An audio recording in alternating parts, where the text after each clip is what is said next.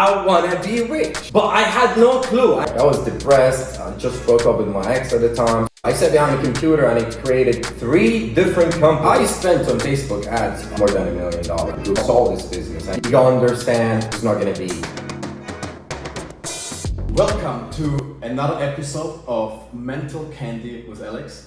And today I have a real treat for you. I met Josef in a coffee shop where I'm every day in the morning, and he talked to me and we talked a little bit about business, and then I found out he's tremendously successful in his online business and selling his own brand, martial arts. And today we're gonna delve into his mind, how he created everything from scratch, and let's see. Thank you so much for taking the time. Absolute pleasure, Alex. Thank you so much. It was very nice and random interaction we had, because I see you there having coffee every now and again, and it was my coffee spot in the morning. I would wake up around like 6, I go there at 7, it's a nice walk, sit, have coffee. I try to avoid the croissants. It looks like you're in the croissants there.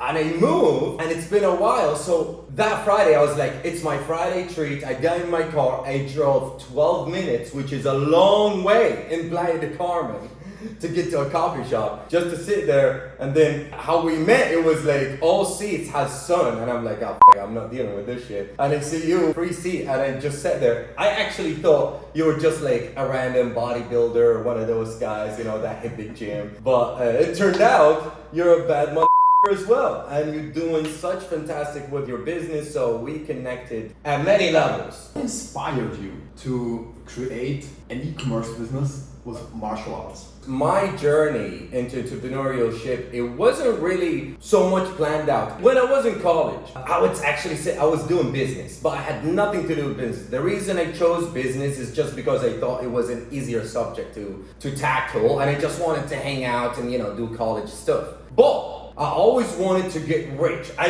knew I want to be rich, but I had no clue, and I never had a job. I never knew how money is made, and I always had a question in my mind. I always thought, why do we have TV and a car? We don't know how to make a TV. Who's making this stuff? Why do we have all these things around us that I have no clue how it's made? I always thought, man, it must be difficult, you know, like to create or to do business. But as I grown older, like within college, I realized I need to make big money. And I always talked about business with my friends. I never came through. I was in a good university, and I thought if I graduate, I'm gonna get a good job. I graduated from UBC with business management degree. And it was one of the toughest schools, you know, and I'm not a school kid, you know, but I put my head down and I really get after it, thinking if I graduate, I'm gonna get a good job, and you know, I'm off the races. Now I'm chill. So when I graduated at the age of 26, because I did 2 years back home in Saudi Arabia, I did 2 years of school, and then I quit. I moved to Canada.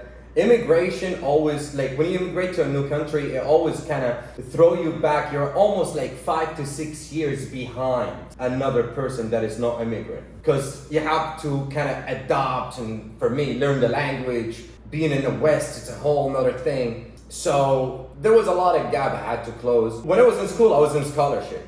And I was getting money in. It was a good scholarship, very lucrative. And my family was giving me money, so money was easy. So when I graduated, all that stopped. I was living downtown Vancouver. My monthly expenses were around $5,000. And it went from 5,000 to 0. A lot of people don't understand how hard it is to go from up down. Sometimes you look at those millionaires, right? And you're like, they lost half of their money and go and kill themselves. And you're like, what the f***? You still got $5 million in the bank. The guy is used to the $20 million life. $5 million is nothing, it's a problem to him. So going from up down is a major hit to your ego, to your lifestyle and everything. So that shit hit hard. I was depressed. I just broke up with my ex at the time, so I was all alone. I worked for 9 months. I worked 10 jobs for 9 months. So I jumped from one job to another. Some jobs I did for only 1 day. The longest I did for 3 months. What was the problem?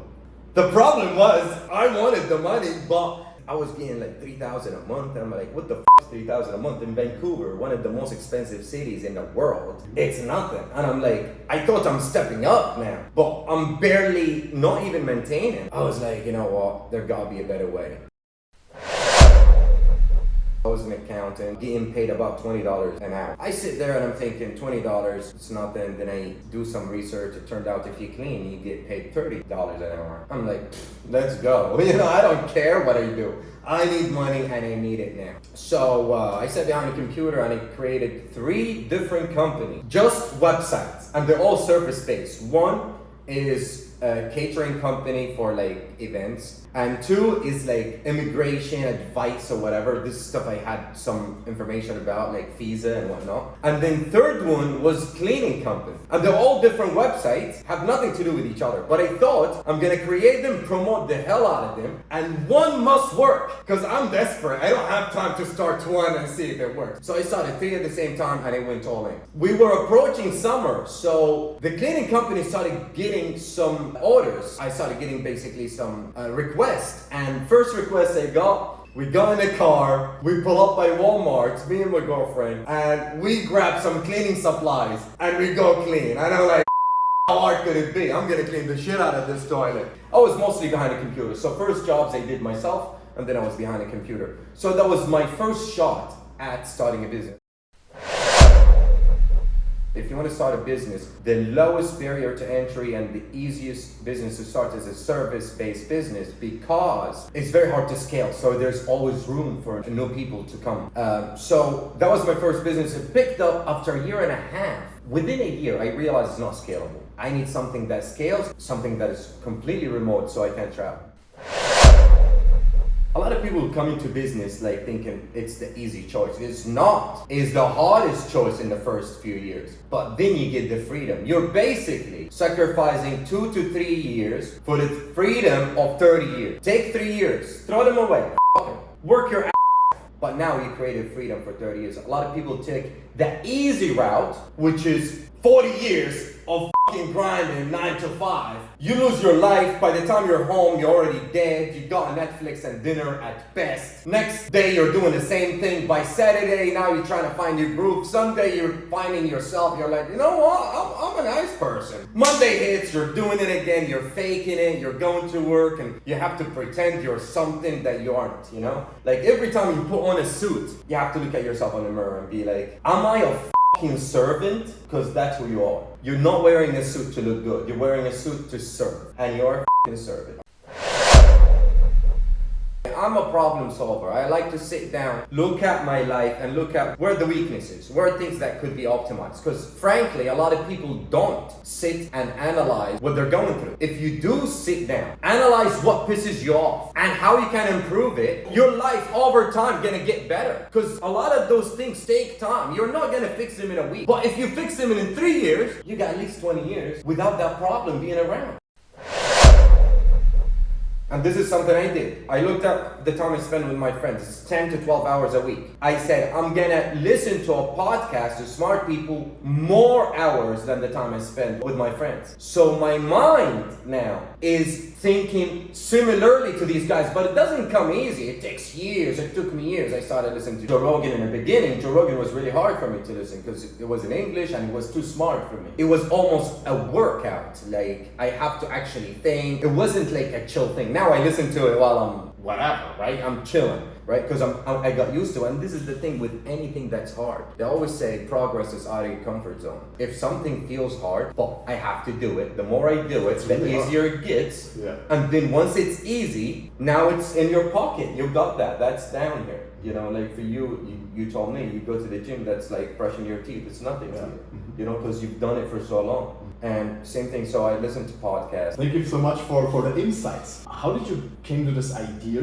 Starting the e-commerce business and especially martial art. I went like this. I said, I need something scalable and I need it to be remote. So I sat down, same thing. First time when I sat down on a computer, I literally started with how to start a business. I'm like, Google knows. Someone something about it. So I sat down, I wrote how to start a business and I needed something scalable. So my first step was I wanted to spend as much time on research as possible because I knew whatever I'm gonna pick next, I don't want to be taking a wrong path and 2 years later I realize I up. Yeah. You wasted 2 years. Exactly. So I thought if I waste 2 months on the research, it's just gonna set me on the right path, and then whatever it takes, I'm gonna stick with it. I wrote down, and that was 2016, 2017, and e-commerce was, a lot of people thought it was saturated, particularly dropshipping. I was following just the normal or general formula, which is like trying to sell general products, see what product sells. So how did it work? Did you buy it from Alibaba somewhere, like the Chinese Amazon, or what was the process? Okay, well, first of all, if you want to start in e-commerce, you gotta understand it's all about marketing. There's no product there. What you're selling is a picture, basically a picture of the product. And if it sells, you source it from the supplier. The supplier normally in China through AliExpress or Alibaba. So what you do, you create a store. You take pictures, products that you think it will sell. You put a really nice landing page and you promote them. If someone buys that product, you buy it from the supplier, you send it directly to the customer. So you never buy anything until you get your money. When I created that general store, it was just pictures, and I sold probably 3 items in 3 months. I would wake up in the morning, get on my computer, work, go to the gym at 12 p.m., work out, come back, work, go to the gym again at 8, come back, work till 12. My day was work, sleep, eat, workout. That's it. I said, I'm not getting off this computer till something picks up. Same thing I did the first time. I always say, if you want to get something going in your life and it's big, like losing weight or learning a big skill or starting a business, it has to be the center of your life. Your life has to go around it till this thing starts working and becomes successful. Then you can start putting your life together again with it as one of the core elements of your life. When did you start with the martial arts brand? E-commerce. I did that. I started in January. By May, nothing happened. I basically learned how to build a website, market, everything, and I promoted, nothing worked. Summer came, I said, you know what, it, let's go back to cleaning. And it was like, my company moved from cleaning to Airbnb management. I would do like cleaning, check-ins, check-outs, restoration, and things like that. And summers are hot in Vancouver, so I was like, all right, let's make some money. So summer came, and I had a theory, which is you only fail when you quit. Because if you didn't quit, this is just experience for you to try again so you can succeed. So I said, I'm going back to this. I'm not gonna leave all this information that I learned and throw it away. That is failure. So September comes, I'm like, I'm gonna get back into e-commerce. October comes, I went all in again. And this time I said, you know what? It's not gonna be easy. It's gonna be hard anyways. So might as well start something that I give a shit about, which is martial arts. So I was like, you know what? I'm gonna sell martial arts gear, and I don't care if it's gonna take 5 years, but even after 5 years now, I'm in the martial arts world. I'm not only making money, but I'm also in my world.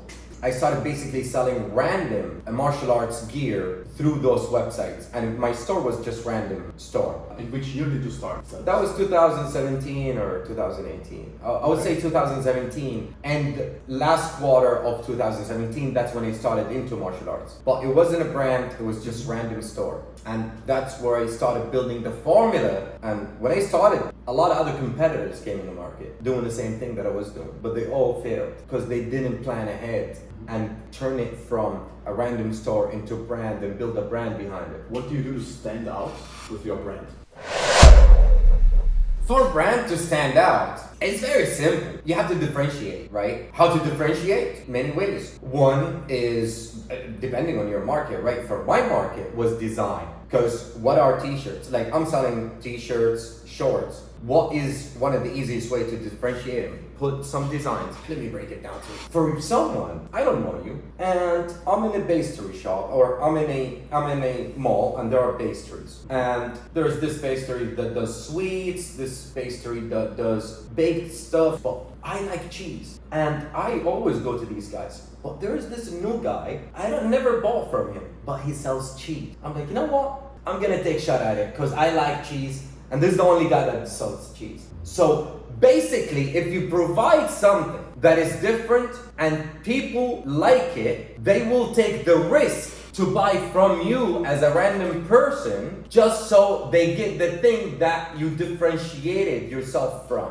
other guys. Now, this is that basically you're trying to just get them to cross that fence. They never met you, they never bought from you, give them something that will get them to take the risk of purchasing from you. And then after they do purchase from you, impress them with your product and be like, oh, this cheese is actually good. This is not only a good cheese, but also fresh bread, nice surface. This is a nice place. And now it becomes one of their favorite places. Don't try to sell the same thing as everybody. If you sell the same thing as everyone else, why would they buy from you and take the risk of the unknown? Because there is the unknown risk, that unknown factor. So that was my differentiation. My differentiation was design. What do you do to provide an amazing customer service? Customer service is so neglected, especially online, because like when people buy online, they have a lot of anxiety. They don't know you, they don't know your business, you don't exist. But because you sell online, you can hire and outsource very cheap customer service that costs you $500 to $1,000 for a full-time employee. And it's so easy to make sure everybody that buys from you, they get an email, they get a phone call, they get their emails responded to immediately. But we're going much beyond just responding to emails. We're actually calling people. If someone buys, for example, 5 pieces, we give them a call. Thank you for your purchase. We just want to confirm your size to make sure you're getting the right product. This is really good. Yeah, and we make This is mental candy right here in the podcast. Absolutely. That's insane, like calling the people who buy at your store. Yeah. I mean, this is really good. It's so easy too. Like I could hire 5 people, you know, like to do customer service. They're gonna cost me like not that much. I mean, like in the beginning, you hire only one. It's not many customers, but now we have thousands of customers, and I'm making sure everybody gets a phone call. They make sure they tell us about their height, their weight. If they tell us they got a fight or competition, we give them some gifts, and you know, and we're always trying to give them a very personal experience. It's very easy to do, and a lot of people neglect it. What else do you do except calling them? We throw a lot of gifts. If someone buys $100 order, like to throw a mouthpiece, a bracelet, things that cost $50, your profit is like $40, right? Why not throw $1? You're throwing $10 to $20 on this one purchase on marketing. Why don't you throw $1 extra to get that person to think, oh my God. I always tell my people, whatever it is you want to throw at a customer, go ahead, you know, because for us, we're building a brand. A lot of people think about profit like, nah, bro, the money you make now, 1 year and 2 years, is nothing. You might lose it any time. If I gave you, like, let's say you're flat broke, and I gave you $10,000, that doesn't change your life at all. That's $10,000 is gonna finish in like 3 months, nothing. Yeah. But if I teach you how to make $2,000 a month, right? Now your life is substantially better because there's $2,000 every month coming in. So same thing with the customer. If I get the purchase and I'm like, all right, I made my $30 profit, and it just like boom, bye. That's nothing. That $30, that first year and 2 is nothing to a business, because it might collapse anytime, and now you have to start from point 0 again. And building a business is like digging for gold. You run around and you dig for gold, and it's so hard to find. But once you dig and you find gold, now this is the spot. Make sure you get every little piece of gold there. Basically, when you start in a business, you have a small tool, you have a spoon, and you know, a spoon, it means like your marketing skills, your team, your product. Take that money and improve that tool, from a spoon to a shovel to a drill to a machine, you know? And now you're taking every little piece. But a lot of people just don't want to invest in their tool and just want to get whatever they can get. But then you're gonna run out, you know? It's much easier to double down on a business and grow it than to start other businesses. That is a very, very important thing, you know? So for me, it was always about sustainable long-term success, not immediate profit. Which marketing strategies do you have to promote your brand, your store?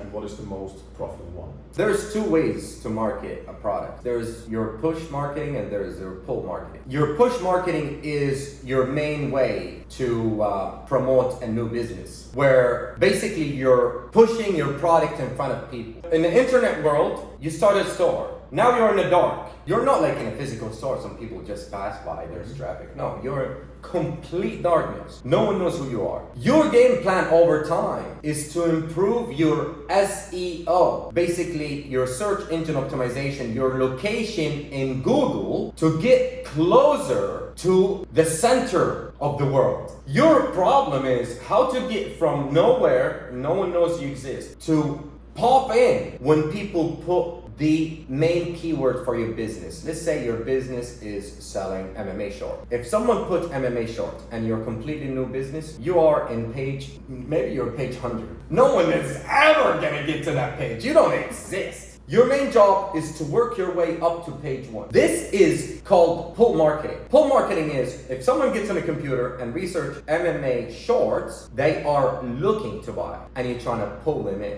And to pull them in, you have to do SEO. And SEO is buying digital real estate, getting from nowhere in the mountains to the center of the city where there's a lot of traffic. If someone search MMA shorts, boom, you're there. And that's pull marketing. But that takes a long time. Push marketing is through what are you selling? Where are your customers? If your customers are Facebook or Instagram, then that's your place. You want to create ads and you want to push your product and service in front of these people. One thing you gotta understand, every product and service exists. And we live in a digital world. A customer is 2 clicks away from another store or another place to get the same product that you're selling. So why would they buy it from you? You have to come up to them first with the best offer. If you can accomplish this, now you can actually do business. How much budget did you use? I started my business with maybe $500 to $1,000. So I was ROI positive very early. And how much did you use for Facebook ads? I spent on Facebook ads up to now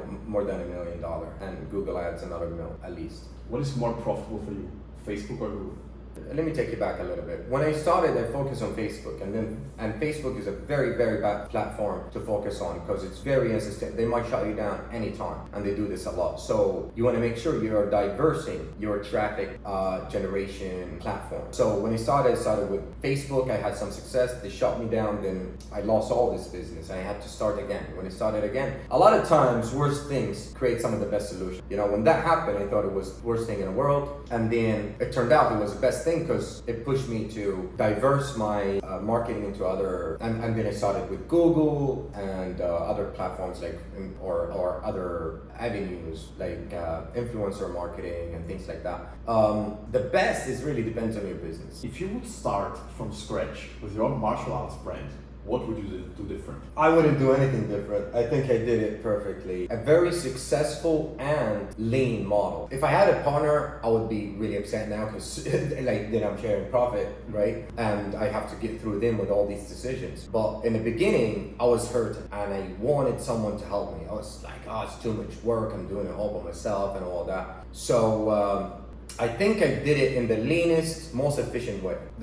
I frankly believe so. If I was to change something, I would have probably branded a little bit earlier, but I don't think there was a lot of room for me. I've always been proactive. I always kind of thought, things are great, how can I make sure they become greater? And I always almost took risks to achieve that, which a lot of people are scared. Like when I was starting, a lot of other stores were selling the same product. And then I took risks into branding and changing things and making them like basically investing money and pre-investing to make sure in future, if shit hit the fan, I'm in a better shape. And all these guys got kicked out and they're out of the market now because they didn't plan ahead. That's interesting. So which advice do you have for aspiring entrepreneurs when they are in the beginning of their career? If you're really trying to make a change that's gonna make your life drastically better, it's a very small investment to put all your life aside and just focus 100% on that one thing to make sure you reach success. First, you gotta understand it's not gonna be easy. If this is how you approach it, it will be so much easier because it could be easy, then perfect. It worked out. You hit the jackpot. But guess what? If it was easy, everybody would have done it. Right? So it's not easy. Everybody want to be an entrepreneur. Everybody want to make big money. Everybody want to be in business. So it's not going to be easy. That's the general rule. If you're learning from someone that got it too easy, they probably got lucky. So don't try to think, oh, this is how it works. And that's how I started. I thought it was going to be easy. So 1, it's not going to be easy. 2, make sure you put everything away and just focus on this one thing, you know, and it's going to be worth the investment. In my opinion, it might take 1 to 5 years. If you didn't get this business up and running in 5 years, maybe it's not for you. You know, it's tough.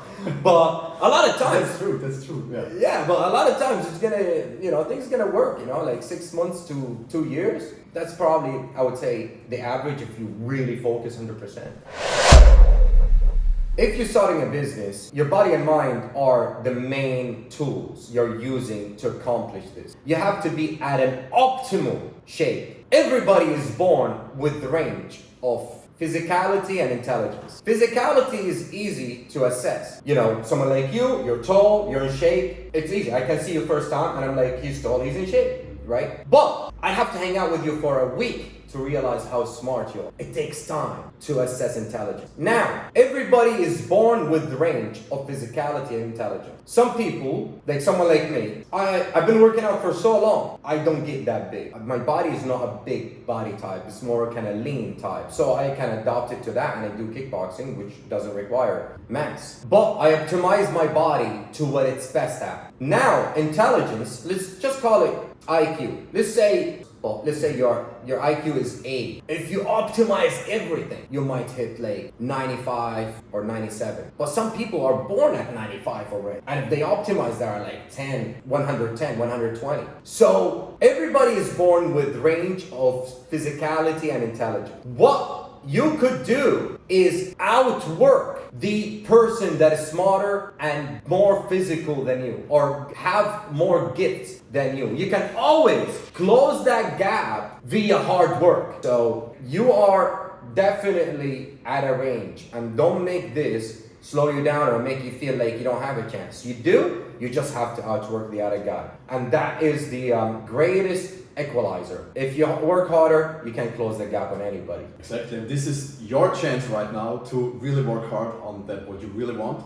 And thank you so much for sharing all the insights with you. We had some incredible lessons. And if you watch this podcast right now, just drop in the comments what was your biggest learning. And thank you so much for the time. Alex, to talk to you. Thank you so much.